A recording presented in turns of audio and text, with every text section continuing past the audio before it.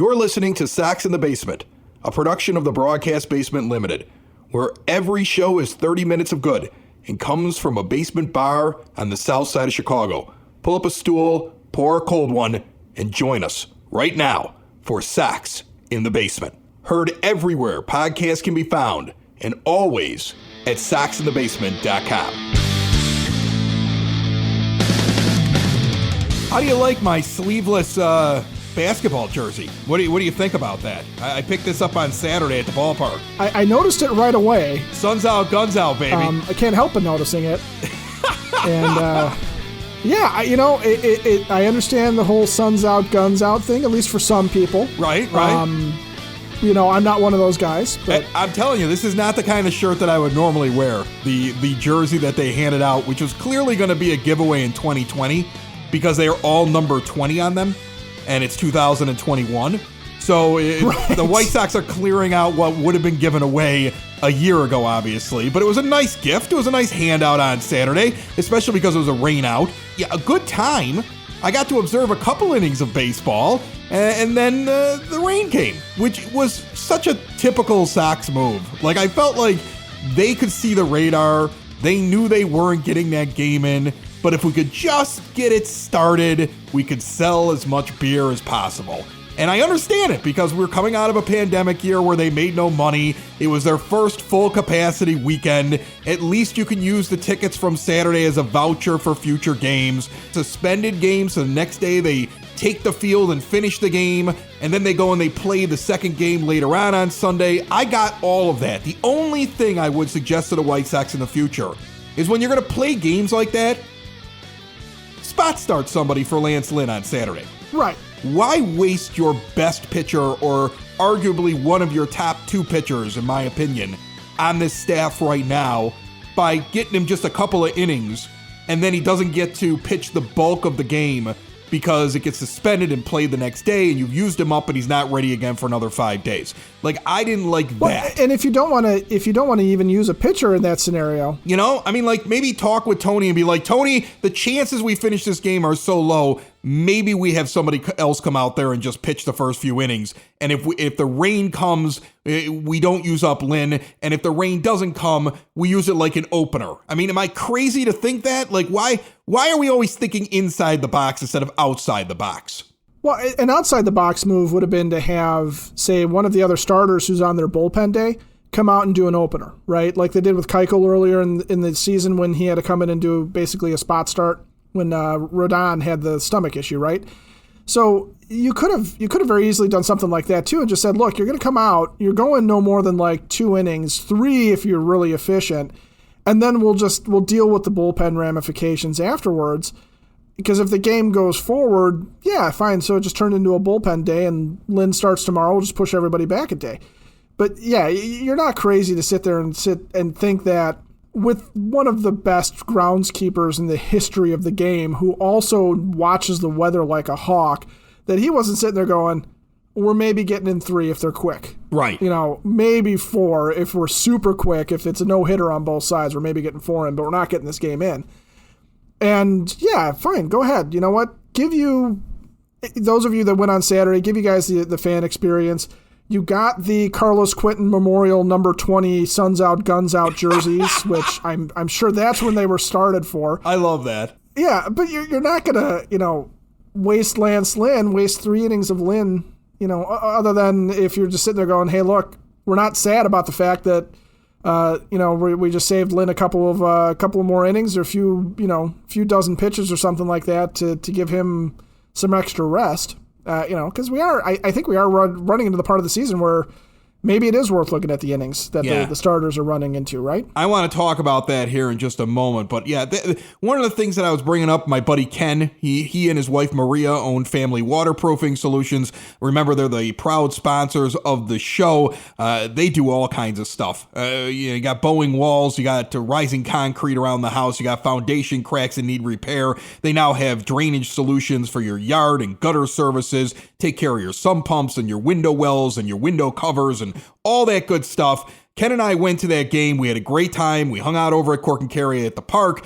And that was one of the things we were talking about, was the way that this roster is currently constructed and the problems we're having with all of the injuries, you have to be smart about everything you do.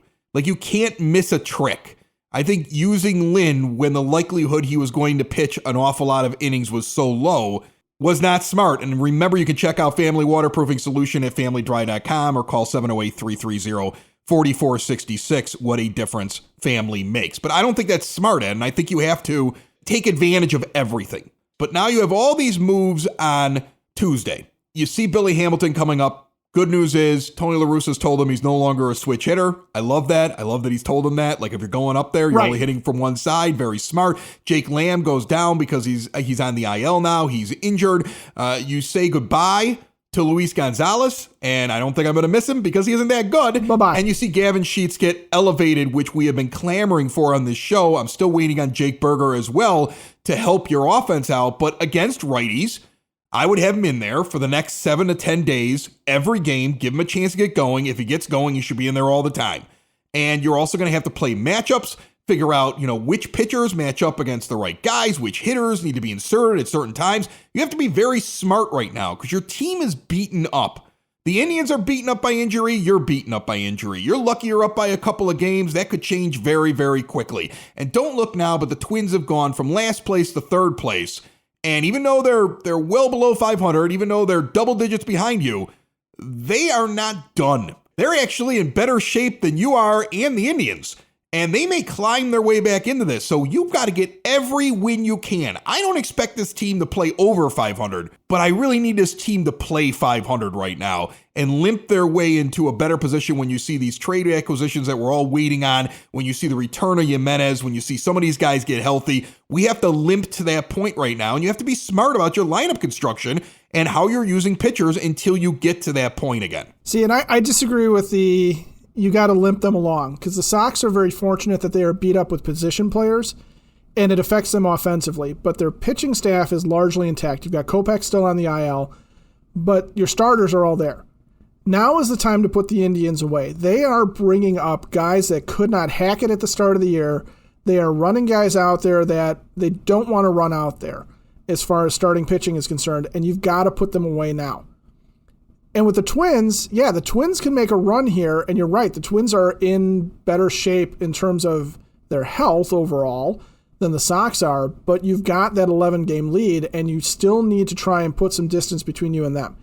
And if you can't do it now, and you do have to play 500 ball and just sort of maintain the position and hope that an acquisition comes along that's going to help you offensively, or hope that, Eloy Jimenez is going to come back and immediately start hitting, or Luis Roberts is going to come back and immediately start hitting, you're really pinning a lot on injured guys coming back and coming out smoking. And what you're worried about there is that the Indians also get healthy at that time too. And that Shane Bieber comes back and his shoulder feels better and he's throwing like he's supposed to, or that Plesac's finger gets better and he's throwing like he's supposed to. Savali, the same thing. Because if they get their big three back in the starting rotation and they have managed to, in the interim, find some offense, that's going to be something of a disaster because I feel like with their pitchers and the injuries, there's a chance that they could get back to being better, given what they're being replaced by, than what the Sox should be able to squeeze out of, like you said, being smart about the lineup, using Billy Hamilton in certain situations, platooning Gavin Sheets and Adam Engel or Gavin Sheets and Hamilton so that Sheets is playing against the righties. And you're giving Engel those days off, or you're giving Hamilton days off to rest, whatever he's feeling, or you're not having to necessarily use Andrew Vaughn against a guy that is going to eat him for breakfast, lunch, possibly dinner. I really want the Sox to continue to try and put the hammer down, and this is going to be the test for all the people who are down on Tony La Russa being the manager. I think this is the true test. This is where either those people who hated this move are going to be able to sit there and feel vindicated over the next few weeks where this is really on the manager, or this is where he has a chance to prove those guys wrong. And it's perfect to have an old school manager because the old school guys, they're immediately going back into, this reminds me of this White Sox season. Like my dad sat down and talked to me for like 25 minutes the other day where he just laid out, this is just like 67. We got no offense. We just got to go out there and pitch. And the difference is we're going to get offense in the back end, so we should be fine. Like that, isn't that the case all the time? Like you go and you find a previous season and you sit there and go, it's just like this. And, guys like La Russa's age, La Russa might remember the 67 season as being much younger. He wasn't managing at the time, but he's around the same age as my father. These guys understand that you can find different ways to win a ball game. At least they believe it. I know that some new age baseball fans will sit there and say, that stuff's out the window anymore. It doesn't work anymore. I mean, I heard Benetti the other day harping on the amount of home runs that teams that win actually hit in ball games. That home runs are almost like a direct effect on you winning a ball game. So he's pointing at offense, and offense is key to everything. But you're going to have plenty of fans that are out there who are sitting there saying, hey, you could still win with this offense with that kind of a pitching staff. Offense wins games. Defense and pitching wins championships. And you have this staff, and if this staff can keep you in the games, it might be ugly, but you still have to find a way to continue to push forward here until help finally arrives. So you're saying we can look to past seasons and see if there's a correlation between winning now and ugly fashions, or some other season where we've won in ugly fashions? I don't know what you're talking about. Sox in the Basement listeners, do the hard work. And if you're a hardworking man or woman on the South Side, you need to be outfitted properly. And that's why you should visit Red Wing Shoes in Evergreen Park, New Lenox, and Geneva. A work boots specialty store that carries sizes from 6 to 16 and feet as wide as 4E. A 115-year-old company that came out of Red Wing, Minnesota. And one of its largest stores in the entire Midwest is in Evergreen Park, Illinois, ever since 1976. When you're on your feet, the footwear is everything. So why not get an expert fitting? They warranty, repair, and offer free conditioning with laces. And they also carry Carhartt work clothing as well. Located at 3347 West 95th Street in Evergreen Park, Illinois, at 208 East Maple Street on Route 30 in New Lenox, or at 1749 South Randall Road in Geneva. Visit them today. You work hard. You've earned it. Red Wing Shoes. All right, let's talk a little bit about pitching. All right, and then I want to get into this Eduardo Escobar stuff, okay? But we are talking about pitching, right? Because if that's the key going forward, we need to scrutinize the pitchers, darn it. Yeah, and I'm gonna make you all nervous about pitching right now, okay? Oh, great. Here we go. So far this season, I'm gonna tell you how many innings have been pitched so far this season by each one of our starting pitchers, compared to what they actually pitched in 2019 and what they pitched in the shortened season of 2020. And I'm gonna illustrate a point here. So Lance Lynn, we'll start right off with him. 208 innings pitched in 2019, 84 innings in 2020, and 78.2 so far this season. So at this point, I'm not worried about him because the guy has pitched long in his past, and I think he actually had the most innings pitched in the shortened season in all of Major League Baseball. All right. Yeah, he was up there. If he wasn't the most, he was right at the top. Okay, let's take a look at Lucas Giolito. 176 innings, 176.2 in 2019. In the shortened season, 72.1. He's already over that. He's at 87 2/3. Okay? So we're already above his level from 2020. And we're getting to that with most pitchers now. You're either at or past, just passing what you did in the shortened season last year. Well, sure, because we're at that point in the season where we've basically played the 2020 season. Right. Dylan Cease, 58 1/3 innings in 2020. He only had 73 innings pitched in 2019. He's at 75 2/3. So he's already at the most innings he's ever pitched in his entire life. That might be a concern. At least in the majors. In the majors. Okay, but that might be a concern. All right. Carlos Rodon, this is the one that scares me the most. He pitched 7 2/3 innings last year. He only pitched 34 2/3 innings in 2019. He only had 120 innings in 2018, and he's up to 78 2/3 already. Like, that guy there makes me nervous because we're always told when guys have not ramped up, it takes seasons for guys to ramp up. So what is the expiration date on Rodon's arm? And Dallas Keuchel, 63 1/3 last year. The year before, only 112 2/3. Back in 2018, he had over 200 innings. He's at 86 and a third right now. So the thing is, I'm not worried about Keuchel, though. Okay, so who are you worried about? Let's dive into that, because basically we're at or surpassing what all these pitchers did last year. And we have a couple of guys who are about to head into uncharted waters for their entire career, or at least over the last couple of years.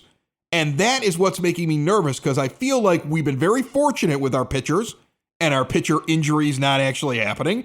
And we've got guys that supposedly have strong arms. But don't you feel like don't you have nerves that something's on the horizon? I that's what's making me nervous. And I feel like it's like that in all of Major League Baseball because of last year's shortened season. But like Rodon's got to make you a little bit nervous right now, right? So I'm not worried about Lynn and Keuchel because, as you pointed out, they've had 200-plus inning seasons. These are guys who know what to do. And in the case of Keuchel, that 112 from 2019 was because he and Craig Kimbrell, if you recall, weren't signed to start the season. They were signed mid-season because of the draft compensation and all that. And it was, goofy games like that with free agency. So I think Keuchel knows how to get back to 200. I don't think he's going to hurt himself. Doesn't he have to build himself up? Do you think that that's a real thing where a pitcher, if he has never done it, or if he hasn't done 200 innings in a couple of years, and it's hard to get back to that? Or do you think that it's because he's a vet, he'll figure it out? I don't think any pitcher is going to top 200 this year. I think Lynn and Keuchel, I think these guys, where I'm concerned is that I think everybody was expecting 180 to kind of be the upper limit for most pitchers. So, but I'm not worried about Lynn or Keuchel getting hurt. Let me put it that way. I'm not worried about them doing something where they ruin their arm. I do think you're going to have to start monitoring their innings at some point, and I think you might see them, go through a little bit of a loss of velocity, a little bit of loss of movement, maybe some control issues, maybe like a dead arm kind of a thing. So I think they'll need some rest or some shorter outings, but I'm not worried about their ability to handle it or the idea that their body doesn't know how to get back to it. Lynn in particular, I'm not worried about because he's been very recent. Let me throw this out to you then. Let's just look at Carlos Rodon, and let's think of all the factors that currently surround him, right? He's the best that he's ever been. He looks great. He's somebody that you definitely want to ride into the postseason and you want available in the postseason. Not only do you have to worry about the fact that he has not done, he's not a guy who ever in his career really went, I don't think he's ever had a 200 inning career, okay? But here's a guy that's been several years before. Not in the majors. The closest he came was in 2016, which is now 5 years ago. He went 165 innings. Okay, so we're going to need more out of him this year if he's going the entire season. And then you add in the fact that he's a free agent next year, right? So the Sox are now going to balance, first of all, do we think we can re-sign him?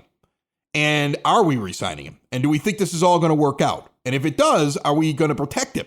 And if we don't think we can re-sign him, do we just ride him? Like an NFL coach would ride a running back right into the ground, and have him have 350 carries because he ain't going to be on my team next year, right? And then with his agent being Boras, at what point do you think down the line there might be pressure to hey, you got to give my guy a break. I don't want his arm to fall off because it's his contract year. This is something I see down the road that I'm starting to notice as I look at pitcher innings and look at the personnel. I feel like that's something that's bubbling that we're going to see, let's say, back end of July, some point in August. I don't think the Sox are going to be able to re-sign Rodon, to be honest with you. I think he is already this year, he has priced himself out of what they are going to be willing to pay to bring him back, given that Kopech is ready to join the rotation. But that said, I don't think they're going to care about what Scott Boras thinks because they're probably not going to worry about trying to re-sign him. So I do think that the Sox are just going to try and ride Carlos Rodon hard and put him away wet. And we'll be getting tweets from his wife about how he's not that kind of a stallion, but he's definitely a stud. Something along those lines. I think they're going to try and go with him until he bucks them. But given the fact that they do want him in the playoffs, I think that they're going to start to monitor him. And I know a lot of teams have gone to a six-man rotation. The Sox haven't yet. But I do wonder if that's something they're going to look at to try and take some of the wear and tear off. And I wouldn't be surprised if Rodon got a phantom injury at some point where there's a lull in the schedule, where they feel like they can get away with bringing somebody up to take some starts and not have to use Rodon. The other thing is I wouldn't discount the idea that the Sox might look at the starting pitching market at the deadline too and see if there's a guy that can come in and add to a 6-man rotation or go to a 5-man and give some of these guys some time off. But I think with Rodon, I think they're just going to ride him and see how far that he can go. But I do think he's going to hit a wall, and because he's never ever approached 200 innings. Cease is also the same way. I mean, in Dylan Cease's career, including the minors, his career high in innings for one season was 2018 between Kannapolis and Birmingham. He logged 124 innings. He hadn't come close to that at any other level. And that includes, obviously, the majors where, as you pointed out, he topped out at 73 a couple of years ago, and now he's at 75. Well, he's at 75.2, so he's at the most he's ever going to get. He's ever gotten. But that's another guy that even in the minors he wasn't pitching that much. So what is he going to have left in the tank? Those two guys are the guys that worry me the most. Giolito, I don't know. His career high was 176. I think, if we're halfway through the season. Halfway through his starts at 87, for him to get to stretch to 170 or, somewhere there and abouts, it's probably what you wanted from him. But I think he's going to, again, I think they would all benefit from having a 6th guy in the rotation for that second half. And maybe that's Kopech. Maybe he comes back and that's what he is. And I was at Cork and Kerry at the park on Saturday. Had a great time hanging out there. That place is hopping before, during, and after every White Sox game. I think it's because of the food. Oh, yeah, it should be. You walk in there, that food is incredible. I was able to show off to my friend Ken, the entire burger menu. He went and grabbed a great one off of there. He had the one that you love the best, the one with the egg on it. Oh, yeah. So good. I'm trying to remember what the name of that one is. That is the Southside Irish one, okay? And then they got the Latino burger, which is the one with the queso and chorizo and avocado and chipotle mayo on it. The Cork with the pork that has the pulled pork on top of it. They got the Chicago style that's got Italian beef on the burger along with a sausage and mozzarella. I mean, that is insane. They've got the award-winning burgers, the great starters and sides, all of your favorites for the ballpark if you just want to grab a couple of hot dogs and sit indoors or outdoors and enjoy yourself before, during, and after the game. They have a full bar with great craft beers available on tap. Check them out whenever you get a chance to get down to the ballpark. It is a great place to start your game off. Heck, we hung out there when we knew that the game was going to get delayed on Saturday, and it's the perfect place to go and hang out before you head over to the ball game. 33rd and Princeton, right there in the shadow of the ballpark. Check them out online at corkandcarryatthepark.com. Now, back to the pitchers. Kopech, of course, I think is going to get worked into things. And I saw him on Saturday sitting in the bullpen. He looked healthy. He looked good. He was joking around with Evan Marshall, who some girl was hitting on. I thought that was great. Like, this one girl in the stands kept trying to get his attention. Was her name Sarah? That's great. Sarah Marshall reference. I got it. Okay, and then Marshall called her down, and then she was sitting there talking to him, and then she and her friend were giggling, and I was like, man, to be a ball player in the summer in Chicago. Like, these guys, like, they just have to look in the crowd and pick out one they like. Like, they immediately, these two girls are swooning. And he's like, the brunette, she's the one that I like. And then he has a big conversation with her Kopech sitting next to him, and they're laughing and talking and everything else. And this is like during the first inning. But anyway, I saw Michael Kopech out there. I was thinking, gosh, we got to get him back there soon. It sounds like his last workout was good. I would expect him to be back pitching very soon. And then you move him in. Jimmy Lambert's another one. But Lambert's one of those guys getting mentioned as a possible trade piece that the White Sox would have to give away. And I would think at this point, Rick Hahn is having some difficult discussions with other general managers who are naming players that he actually sees as contributing players on this team. Like supposedly Eduardo Escobar's most recent price, and this is all rumor that's been popping around, but supposedly they asked for Zach Collins and Jake Berger.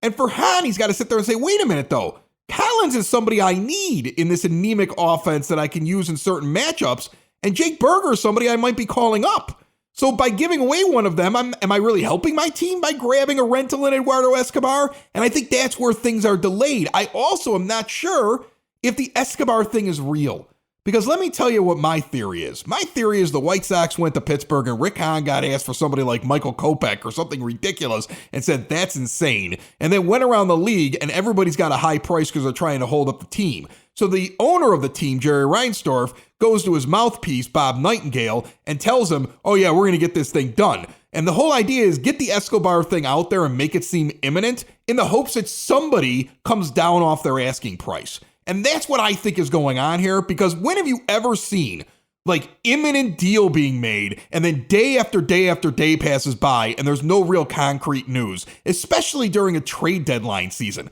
Like, we're not talking about off-season stuff. We're talking about trade deadline season, and we're just focused on this one player. And I just feel like, one, it would be tunnel vision to just be stuck on one guy, but two, I'm not sure if he's really the guy or if this is just a tactic to try to get the price down while they're trying to find another guy to stand at second base instead of Danny Mendick or Leury Garcia. Well, and that's the hard part is that you don't know what's posturing, you don't know what's real, but you do know that typically if a deal is going to get done and it's relatively straightforward and simple, where the Diamondbacks in this case have a player that the Sox want, the Sox are willing to give up the player that the Diamondbacks want, there's not a whole lot to it beyond that, right? But yeah, if the Diamondbacks are sitting there going, hey, you know what would look good behind the plate for us right now would be Zach Collins. Or if they're just sitting there screwing with him, like, yeah, give us your backup catcher.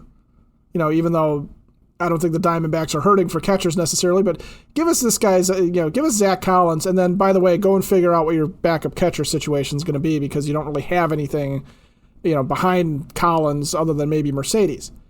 No, there's going to be some negotiations where the Diamondbacks are going to want guys that the Sox can't give up or don't want to give up. But then, I think as fans, what we have to do is, one, be able to sort through what's posturing, what's real, what's made up, but also understand that, it does not make sense for certain players to go out and give up a guy that's going to help you.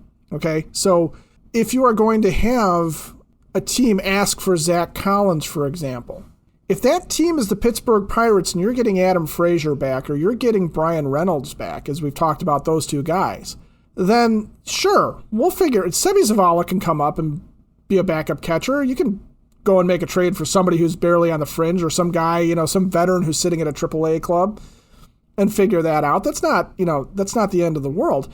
But if you're going to trade away Zach Collins, who is a guy that you might be positioning to actually take over the catcher position in a year or two, or if Yasmani Grandal fails, we're going to see an awful lot of Zach Collins if Grandal hurts his knee again or something. Yeah, you're not going to mortgage the present for a rental of a guy like Escobar, who frankly, I'm annoyed with the fact that he's the only name out there as a rumor, because he's just not that good of a player to where we should be that excited about him coming in and saving this team. He is a guy that might be able to contribute something, might be able to stabilize something, but honestly, I'd be more excited about Escobar coming back if he was going to come back and play the Leury Garcia role, and we'd be like, oh, you get to work this guy in too.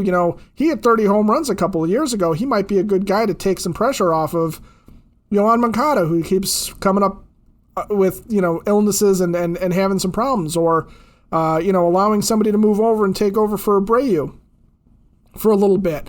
Or, giving Danny Mendick a rest against guys, or, not having Leury Garcia on the team, something like that.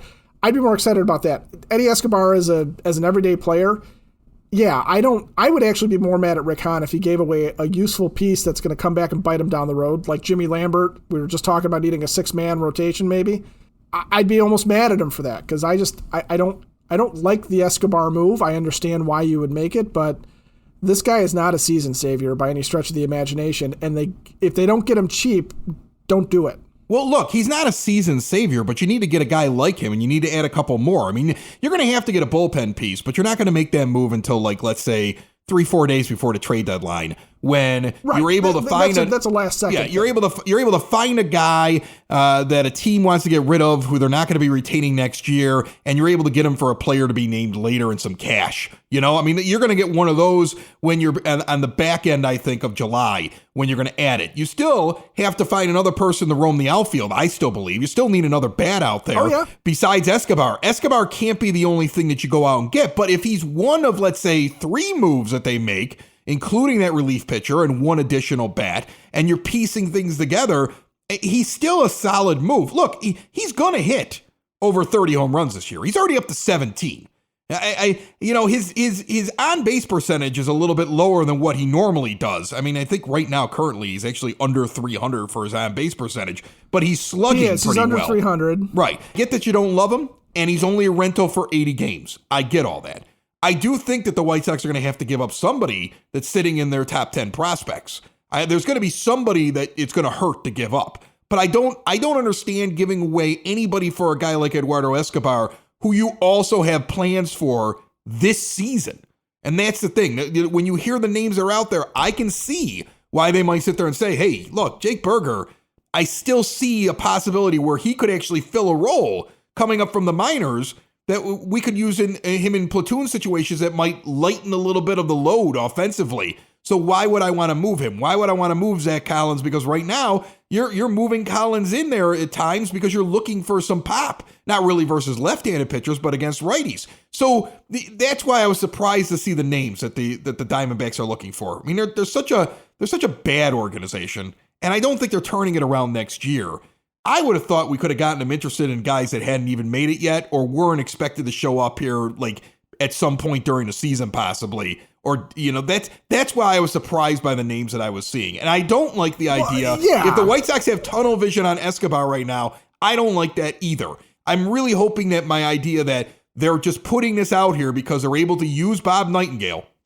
Because in my opinion, Bob Nightingale prints anything he's fed. It's true. It's true. And if somebody feeds it to him, he's out there. He can't wait to tweet it. You could send him anything. You can get it out there. So if the Sox are like, look, we got to get the price down. So we got to let people know that we're close to somebody else. But at this point, those teams have got to be starting to think the same way I'm thinking. Like, hey, it would have happened by now. And that's the thing. So that capital, the Scara team, they've shot that shot at this point. And so I'm worried about what they're going to end up giving up. I'm concerned about what might be heading back in a package. But there's no denying that a move has to be made. You look at the top 30 prospects that the Sox have, and there are guys on there that are not going to contribute now and may not contribute in the future. Michael Rodolfo, Blake Rutherford, these are not guys that I would expect to see up here anytime soon. And in fact, may not have a future with the team at all. So that I would consider to be giving it up cheap, right? Listen, in the end, there's a reason why a Stever I'd move on from or a young pitcher more than I would move on from a Lambert, which some people think is going to get dealt here before the deadline. Because Lambert, you might need, okay? Like we talked about here earlier in the show, there's going to be some issues with innings on these arms, and you're going to have to find guys that can come up and spread things out coming out of a shortened season. And you need to keep your one strength strong. And after Michael Kopech, I feel like it's Lambert. Even though, Lopez, Reynaldo's down there now all of a sudden pitching well, but I don't believe in that. That's like fool's gold. He's pitching well now, but for the season, it's an 8.19 ERA and a 2.056 WHIP. So you tell me if he's really doing all that well. I'm never buying Reynaldo Lopez on this team again. I'm okay with Lambert. I still believe he's a guy that you might need down the stretch. I still think he can come up and he can give you good innings. Because we've also seen it. We've seen it with Lambert that he is capable of coming up and handling himself. And the reason why Stever, I'm soured on is that he's been given opportunities too, and he's never really shown much of anything. So I would hate to see for a rental like Escobar, a guy who, yes, he's hitting home runs, he's got a nice OPS, his batting average is down, his on-base percentage is down, he's just a rental. For you to have to create another problem now because you no longer have a backup catcher or because now you got to go out and look at starters instead of just relievers, he's not worth it. It makes no sense. Sox in the basement. Sox in the basement. Socks in the basement. Socks in the Basement. Heard everywhere a podcast can be found, and always on socksinthebasement.com.